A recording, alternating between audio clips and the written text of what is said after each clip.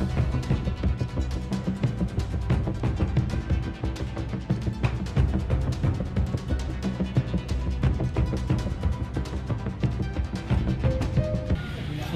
আসাম কর্মচারী পরিষদে তাকে 1 ফেব্রুয়ারি 2024 ইংরেজিতে সমস্ত আসামব্যাপী রাজ্য সরকারের কর্মচারী, শিক্ষক, আধিকারিক আমরা এনপিএস যেটা নিউ পেনশন স্কিম সেটাকে ওল্ড পেনশন স্কিমে কনভার্ট করার জন্য আমরা 1 ফেব্রুয়ারি 2024 ইংরেজিতে আমরা কোনো কাজ করব না।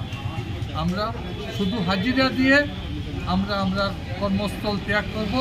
কারণ তার পূর্বে যে 2005 ইংরেজির 1 ফেব্রুয়ারি যে এই এনপিএসের যে সিদ্ধান্ত নেওয়া হয়েছিল সেটাকে আমরা সেই 1 ফেব্রুয়ারিকে আমরা গত 2023 ইংরেজিতে কালো দিবস হিসাবে পালন করার সিদ্ধান্ত নিয়েছিলাম এবং তার পরবর্তীতে আমরা জেলা পর্যায়ে আমরা অবস্থান ধর্মঘট করেছি, কিন্তু সরকার তাতে কর্ণপাত করেছে।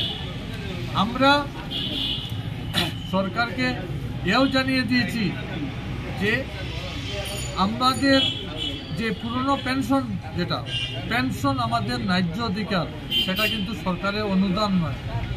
এবং আমরা আসামের মন্ত্রী, সাংসদ প্রত্যেকের কাছে আমাদের বিনম্র অনুরোধ যে আপনারা যদি 5 বছর সেই সংসদ বা বিধায়ক থেকে আপনারা পেনশন পান, যে আপনারা জননেতা হয়ে সাধারণ কর্মচারীদের পেনশনের জন্য আপনাদের ভূমিকা কি সেটা আপনারা স্পষ্ট করে জানলে আমরা খুব খুশি হব।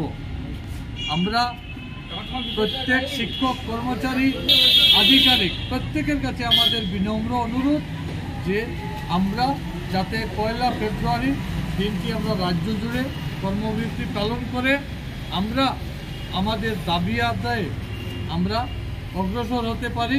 তার জন্য প্রত্যেক শিক্ষক, কর্মচারী, আধিকারিকদের কাছে আমাদের অনুরোধ, শিক্ষকদেরকে যে অনুরোধ যে আপনারা 1 তারিখে স্কুলে এসে হাজিরা দিয়ে আপনারা স্কুল পরিত্যাগ করবেন।